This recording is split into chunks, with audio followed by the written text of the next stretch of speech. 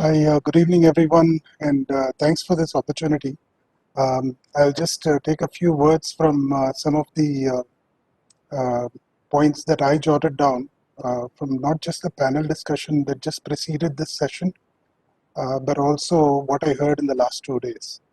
So, first of all, what I remember is Mr. Patel talking about the need to expand this forum to bring in more participation, more contribution to the advancement of the industry. And we also heard from almost anyone who spoke in the last 2 days uh, how to best utilize technology to really make advancements. And advancements not just in quality, not just in operations, but overall productivity of the industry as well. So my hope is, given the 10 minutes or so that I have, is to show a glimpse of the art of possible, our intent and our commitment to the cause, and how we are able to contribute in ways that we believe we can help the industry advance, not just in India, but also overall globally. So with that, I'll spend maybe a moment to reflect on the title that I have given for today's uh, talk. Uh, I think in the quality session chaired by Dr. Ranjana, uh, the speakers spoke about the need for quality to be embedded in the processes, not just a gatekeeper at the end. And that's exactly what I feel as well, which is why it is continuous quality. And then the other thing is, I think as an industry, the Indian pharma industry has progressed significantly in the last many years, that it is not seen as an industry where there are likely to be quality issues. So why not we think about moving from a setup wherein uh, in inspections you find something and that is punished, to a culture where you are actually rewarding quality. So what is the best means to reward quality? There's an SAP point of view that I want to share, how we can help both the regulators and the industry moving forward. So that's the thinking. But given the timing that this forum allows, we will probably talk about only one solution concept. But of course, quality is not defined with just one solution. Uh, it's coming together of many relevant solutions. So briefly, I'll touch upon that and finally conclude with the key solution concept that I want to speak. So if you can advance the slide, just a little bit of background. If you can move to the next slide. Um, so on the left side, what you see is a graph which talks about drug shortages. And it's easier to get data from the drug shortages in the US. If you really see, this is drug shortages for the last 5 years. And unfortunately, this has been increasing. There was a slight dip in a couple of quarters ago, but then it has started picking up again. And if you really think about what are the causes for drug shortages, uh, and you also try to correlate with the uh, causes for 483s that have been issued, uh, there's a huge correlation between that and yes, thank you. The top 60% of the citations or violations, right, have been attributed by just uh, the 36 out of the 235 violations. So it is more like a 80-20 rule, wherein uh, just the top 20% have contributed to more than 60% of the violations. And what are these? Procedures not being written in full or not being followed, controls not being there for cleaning, sanitization, or maintenance, and the worst thing is there are many repeats from previous years. And finally, we also see that there is the root cause is not identified. I think one of the panels spoke about it's not just enough that we identify root causes and move on. We have to really get to the bottom of understanding the processes and really coming up with a holistic solution than just addressing a problem. And that is precisely why we are probably seeing inadequate investigation of discrepancies. So the point here is these are truly avoidable. And therefore, the agency is scrutinizing areas around manufacturing processes more and more, and how a company resolves deviations and how a company handles out of spec lab results.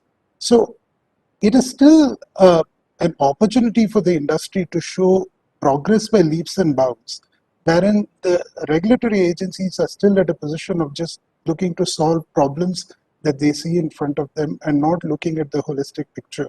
So the industry can really take a lead in getting to a point wherein the whole quality culture is exhibited during inspections.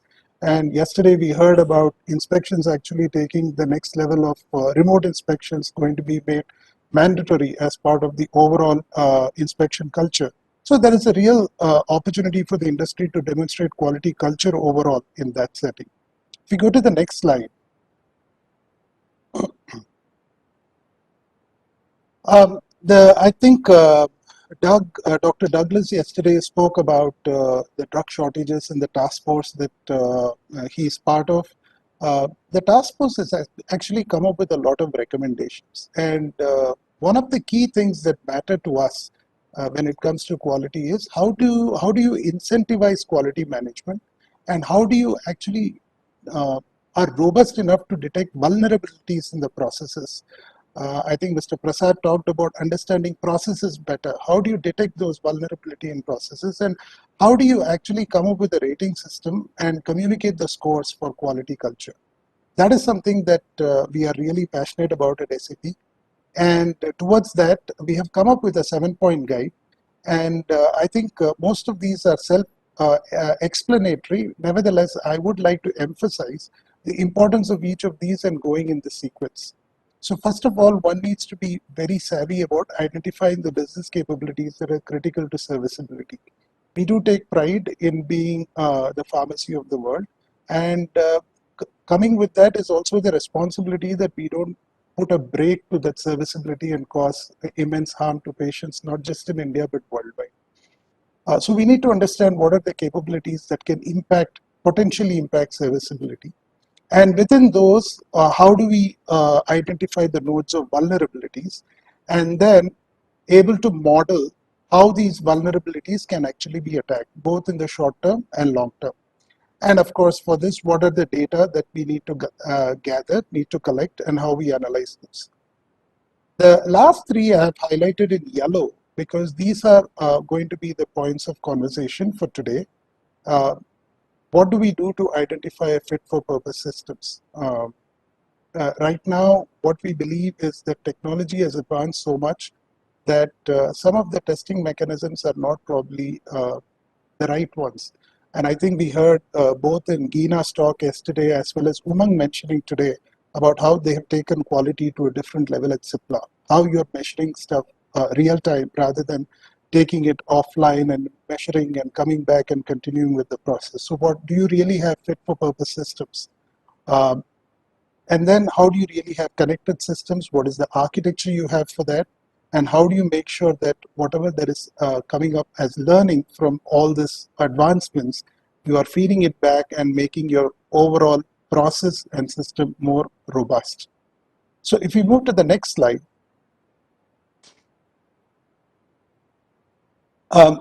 Today we are really fortunate that we are able to talk about quality at a different level.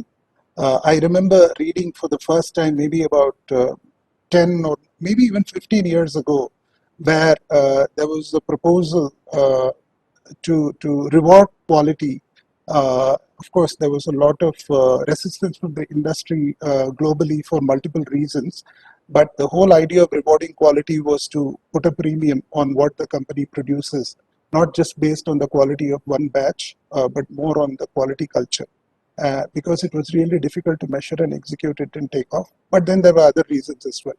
But today we are in a situation where we can have connected systems, we can have continuous systems, and the computing power has really gone up. And at SAP, we have a wide array of solutions which can go from L0 to L5. And not only that, we are coming up with 11 different initiatives which are being handled by our product development teams across the globe, more specifically in Germany and in the US, but we have a few running from our Bangalore SAP labs as well, and those are also called out on the right side. Today, we will talk specifically about batch release, which is number 11 that we have called out here. This is a cloud solution, and this is something that I would like to expand upon. So if you can move to the next slide.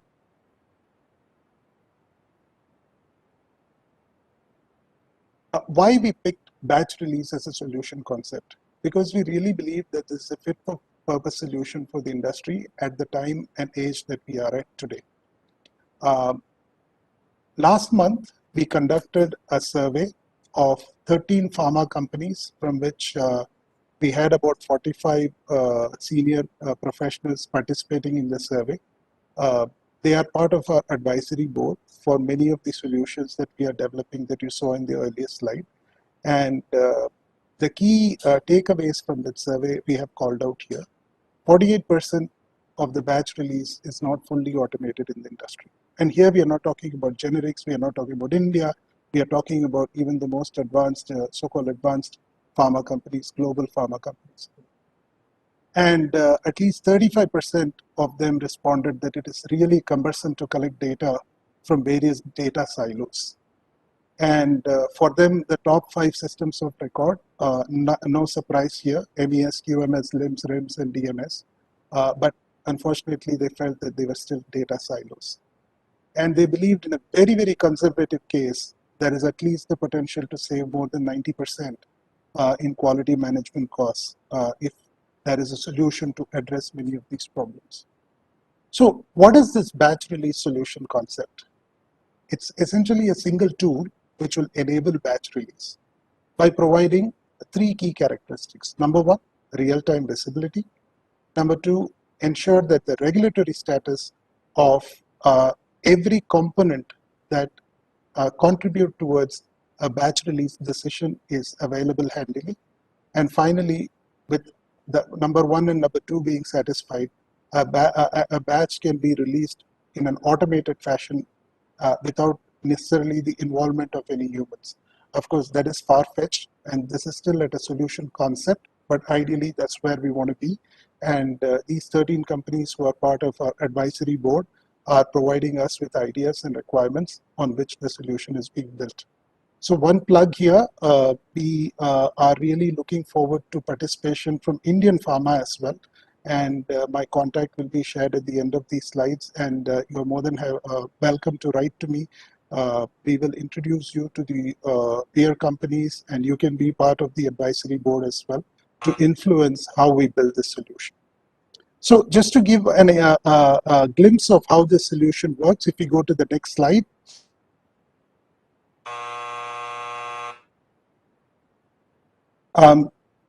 Essentially, I had to redact a few names because we have built a prototype for one company and I didn't want to call that out.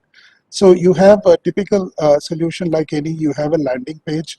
The landing page over here gives you the various batches because it's still not an automated release. So it is just operated by a QA release person.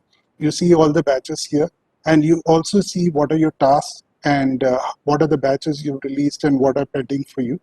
And then on the right side, you see what is the status of each of these batches. These bars that you see on the right side, the red and greens and white, it essentially tells you if there are multiple steps to be completed for a batch to be released, how many of them are completed and which ones are red. You can click on those and go and examine the status on those. And some are due to deviation, some are because the results have not arrived yet. So you can do that from a single click. And if you go to the next slide, you will here you will be if you were to click on any of these, you will be able to open up the entire genealogy. So why the genealogy is important is if you look at any product and if there is a problem at any step, you are able to associate that particular step with any other associated or related batches. And immediately it will flag all those products at whatever stage of inspection they are, so that any remedy that needs to be done can be taken up right away rather than finding out at the end. And if you go to the next slide, You can get to a point wherein you can click and see for each product what are the various kinds of tests that are done and what is the status of those. And of course, if you can click on those, you will be able to see what is the current status.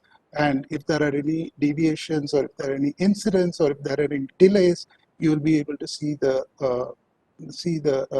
root cause for such, and you will be able to take any actions. So this is still at a pilot stage. We have developed this for 2 or 3 companies, but then for each of them, the solution development has taken slightly different routes based on what their needs are.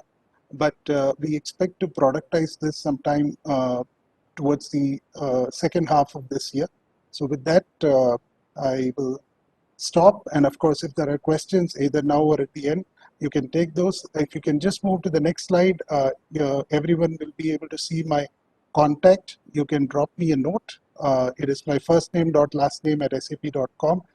We are more than happy to take more people on the advisory board.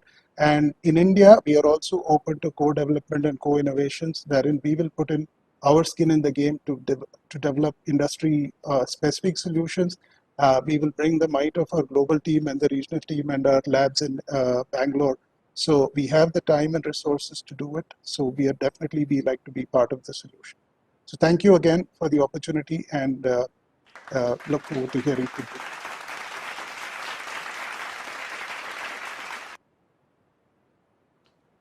Thank you very much, Dr. Kuppuswamy. The next presenter is Ms. Kavita Vengurlekar from Caliber. Can we have Ms. Kavita? And I would request to keep it brief in the trust of time, and we look forward to hearing you. Thank you.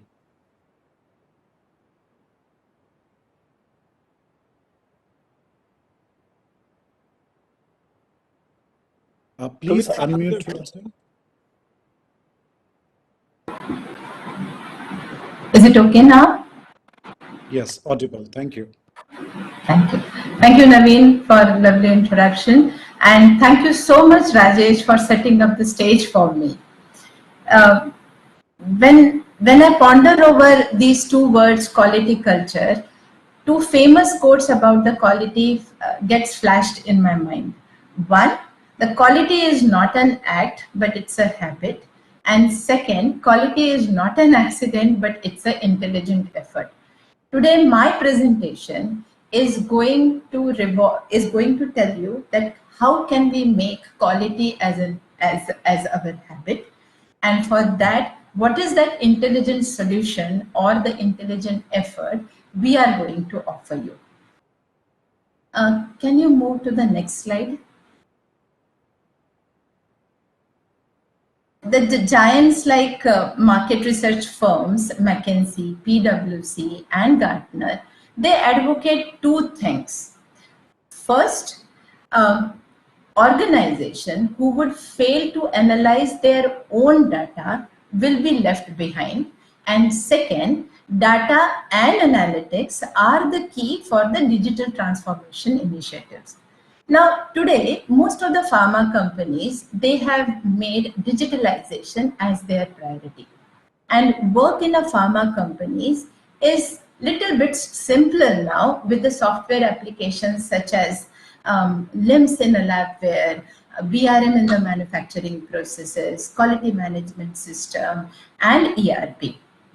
But still the challenges still persist there. Let me give you an example. To make one APQR report for a product, one must run across all these departments, collect the data, consolidate the data, or rather put the data into the third-party software to fetch the trends or the analysis out of it and make that APQR manually. The same story goes for CPV, the same story goes for the quality metrics. And as Rajesh mentioned, Geena also mentioned the same thing. This challenge today, though we are in the stage of a digitalization, still that challenge today is because data is present in silos. Data, they are present in their own islands. So what is the solution for it? Devang, can you go into the next slide?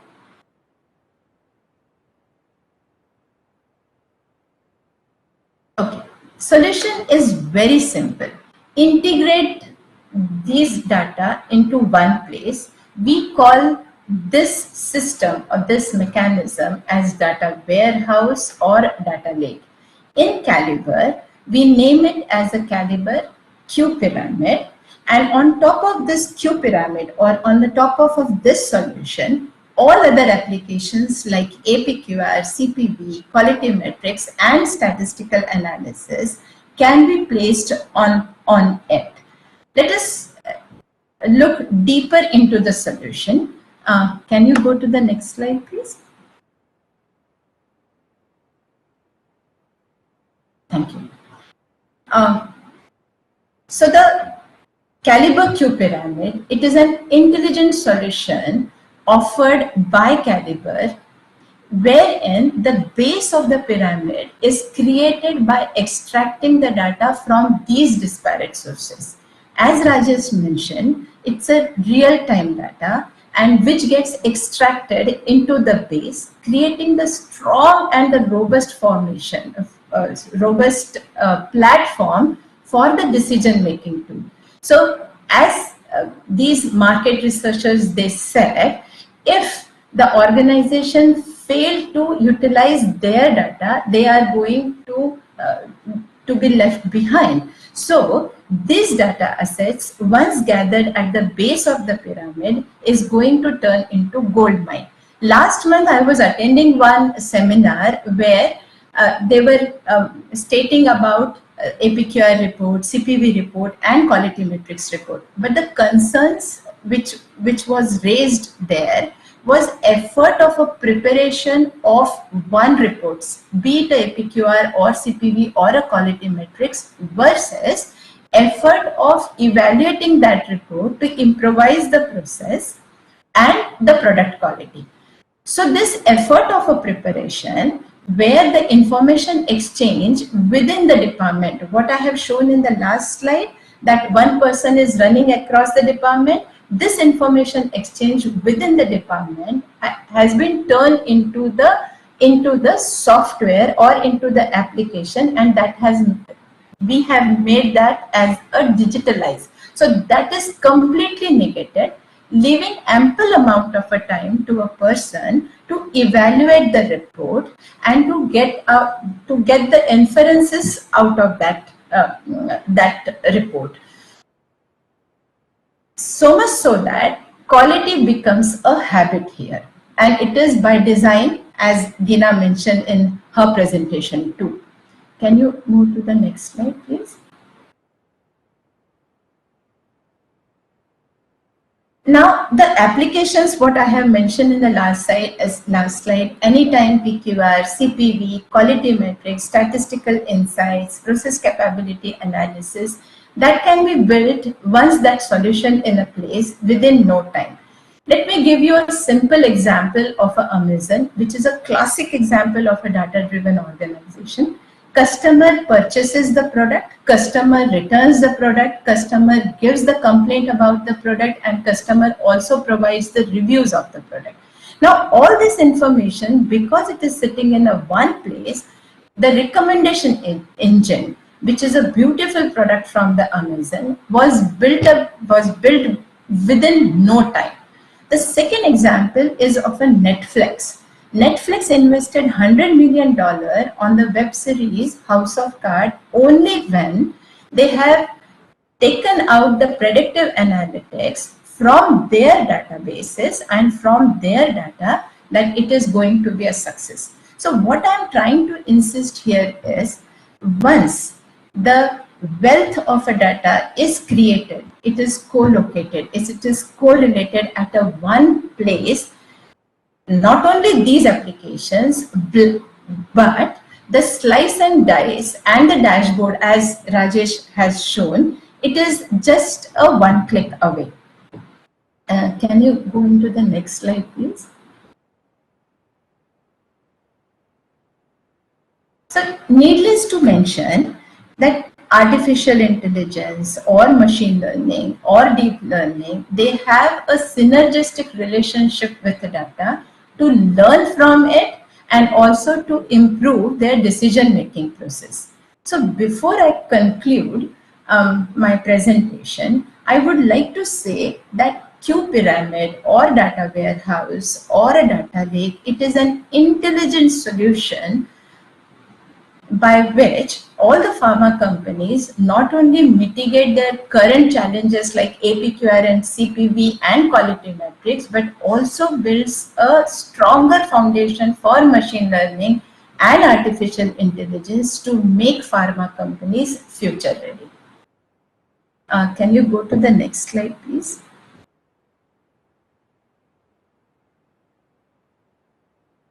And thank you so much. If you have any questions, you can reach out to me at kavita.vl@caliberuniversal.com.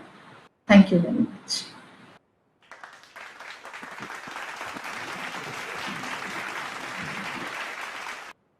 Thank you very much, Ms. Kavita, and thanks for being brief. Now we have the very last but not the least presenter for this session, Mr. Samuel Samson, Head Pharmaceuticals and Life Sciences Vertical at Siemens. Mr. Samson, please. Yeah, hi. Can you hear me, Navneet? Yes, very well. Please go ahead. Thank you. Thank you. So good evening, everybody, and what a wonderful session that we've had so far in this IPA conference. The main takeaway from me that I had, especially in the last session where all the CEOs were present, was their discussion about innovation. And they all talked about innovation specifically starting from the discovery stage, R&D, trying to build quality into design. And what a wonderful thought that was. And that's something that we also do quite a bit in Siemens. But for me, innovation also is very much a part of manufacturing. And people like us, people who are technology providers, are also thinking about how can we use technology to bring about innovation in the core manufacturing part of the value chain. And that's what we in Siemens have been working on quite a bit. And the real magic happens when we can marry technology with basic sciences. And doing that, if we can solve a pain area of manufacturing, I would say we've really done something to bring about a change in the Indian pharmaceutical manufacturing industry. And that's exactly what I'm going to talk about today. One of the small innovations that we have made, but an innovation with a big impact. Next slide. This innovation comes in one part of the manufacturing life cycle, in the unit operation where the actual chemistry takes place. So this happens in a reactor. The reactor which is manufacturing small molecules, the reactor which is manufacturing on the primary side either intermediates or APIs. Now we all know that most of the molecular synthesis happens in a liquid form, in a liquid base. And that's the reason why we use so many solvents in pharmaceutical manufacturing. And most of the molar transfers or the mass transfers happen mostly in a liquid base. Now what happens in this particular unit operation is that once the mass transfer is done, you usually have the API of interest in one of the layers. You have normally two layers that get formed due to density differences. You have aqueous layer and an organic layer. Depending on the type of API that you're manufacturing, your API will be in one of these two layers. The remaining layer is usually something that you want to discard. Your API of interest is normally in one of these layers. And depending on the density of the layer, it's either on the top or at the bottom. And in between, you have an emulsion that is a mix of these two layers that get formed, which also contains a good amount of API. Now, the way it is normally done in the industry today is that these separations are done largely manually by sight of the operator. An operator usually standing at a height at the bottom of the reactor, looking for a visual color change that happens between layer 1 and layer 2. And the moment he sees the color change, he tries his best to try to separate these two layers into two different receivers. A lot of issues and problems that the industry is facing, which the industry has come about and also told us about due to this effect. Some people have tried to automate it also using the standard automation that the industry is using conductivity as one of the physical sensors, but it has not solved the problem. So we got into this problem understanding what are the pain points or what are the issues that this method of operations is causing. It causes a problem in safety to start with, and according to me, that's the biggest. Safety of the operators, the operator has to continuously stand there, manage solvents, handle solvents. He is standing in front of a glass, side glass. Very, very severe issues could occur if there are leakages, so on and so forth, both to health and the plant of the operator. The next is productivity. And there is definitely a variance in productivity due to this operation, specifically because it is highly dependent on the human factor. And depending on the reaction time of an operator, his presence there at that point in time, his ability to visually identify the two layers, a lot of API gets wasted and lost and actually goes down the drain. And it also results in large variances in back cycle time, in the way he discharges the two liquids, so on and so forth. So high amount of variance, very prone to errors, and a lot of wastage. Definitely quality issues, major KPI also. If you have impurities that remain back, if you have the unwanted layer that you want to actually discard a portion of that remaining back, even though it is in small quantities, it's an impurity and you have to either remove it or it causes quality issues. Regulatory compliance. You have a regulator who comes and audits the batch records and he sees variance in batch cycle times, he sees variance in yield and output, and he wonders why, and he says, do you really have control of the process that you're handling? And definitely throws up questions in his mind about how we are handling the process. And this has led us to actually coming out with an innovation to try and help solve this major pain area within the manufacturing industry today. Next slide, please. Right. So in lack of time, I will not be able to really go into depths of the innovation, but I'll just give you a glimpse and an essence of what it's about. So we came about with an innovation, and what this innovation construed is largely what we did is we brought together basic sciences, we brought together first principles of science, we brought together smart sensors, and we also brought all this together into a mathematical model. So we basically used the principles of digitalization and mathematical modeling to bring together the technologies of really basic science and first principles and a bunch of ideas and algorithms and smart sensors put into a mathematical model to really give us a solution which is not only automated, fully automated, which does not need any operator intervention or operator actions. It is highly repeatable, very consistent, super accurate, and the most important thing, it is process independent. Because as we know in the Indian way of manufacturing, we have multi-product plants. You may have an API which is manufactured for 6 months, and then you may have a completely new API manufactured within the same set of reactors. So a system which is tuned to a particular API is not going to be of any use 6 months later. So we had to model our innovation, or one of the criteria of the innovation that we did was that it should be independent of the API which is being manufactured, the solvents which are being used, the batch volumes which go into manufacturing of various APIs. It has to be totally independent of that. And that was one of a major challenge that we had during this innovation. Yeah, next slide, please. So with this innovation, what have we solved? So this innovation now is giving you a system, as I said, which is highly repeatable, which really is operator independent. An operator simply comes and says, please start the separation, and everything happens automatically, which means that the operator need not stand near the reactor anymore for doing the separation. It is now he starts the separation and moves out and does other things rather than standing near the reactor anymore. So definitely it has improved safety to a very large extent. Productivity, and this is something really I would spend a minute and talk about. So just by the simple act of accurate separation down into very, very micro quantities of milliliters. I mean, our customers were shocked to see that separations which normally had up to 1 or 2 liters of impurities in that are now down to milliliters, which has immediately given an improvement in yield straight away out of the box. Not only that, the mathematical models and algorithms that we have used also controls the profile of the discharge, which means that the system now understands the discharge properties, the way the liquids are to be discharged, so that you do not create a vortex formation within the reactor.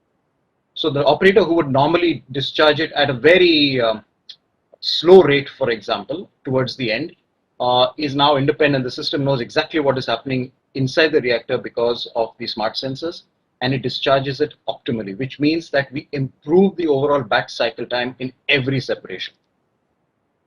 Quality is affected straight away because you are reducing your impurities. You're possibly even reducing the number of subsequent washes that you need to do to remove some of the impurities. So straight away improvement in quality.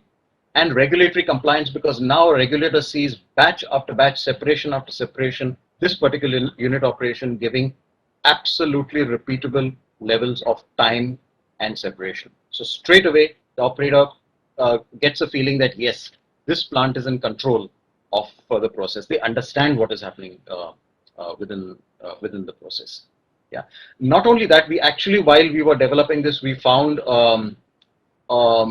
additional benefit that we actually never designed for initially, but then when we came to know about it, we really brought this into the major part of the design, is that because of the nature of the system and the mathematical model and the smart sensors, the system actually detects the time of settling. So once the agitation is completed, normally as per BPR, we let the reactor settle for a period of time. And that's a standard 60 minutes, 40 minutes, whatever is written in the BPR. But actually, the settling happens much faster than that. And the system actually detects that your settling is now complete, you can separate, thereby itself saving a significant amount of time. And that's something that we learned during our trials. And we incorporated that into the system. And that's a major part of how also we save the batch cycle time. Next slide, please.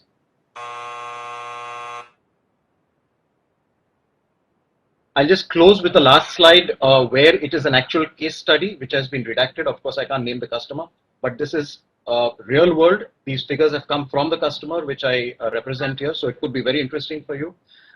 This is one plant where we have done it among the several where it is currently running all over the country. It was for a cardiovascular drug, valsartan, a very common drug also. And the customer got a return on invest within less than 4 months. 6.5 KL reactor, 2 separations done in the reactor, MDC and aqueous were the 2 layers. The amount of emulsion was highly variable, anywhere between 8 to 10 liters, and a large amount of inconsistency in that which the system had to take care of. Greater than 10 liters of dead volumes in the pipes, and more than 2% of inaccuracy in separations that they were facing before the system came in. After installation of the system, straight away 3% reduction in loss of yield immediately, instantly out of the box. 5% or more reduction in batch cycle time, to an effect that at the end of the month he could introduce 1 more complete batch into his cycle. 80% reduction in human intervention. It's not 100%. He has to come there and at the end of separation and stop the system at least. So 80% reduction in human intervention and presence. 99% accurate separation, batch after batch, consistently 99%. And from greater than 2%, less than 0.5% now inaccuracy in separation as a result of this. And this system has been installed on multiple types of APIs, oncological, cardiovascular, antiviral, antimalarial, so on and so forth. And it has been done also on batches with low volume, high value, but also on batches with high volume, low value. So it's really seen a span of various types of APIs which are being manufactured. So fantastic results. We are very proud of this innovation where we have used our own brains and experience to come about with this innovation, and it's really giving good results, and it's making a change, significant impact within the Indian pharmaceutical industry, and we're very happy about that. Thank you. And last slide with Jess Connects. Thanks. Thank you very much.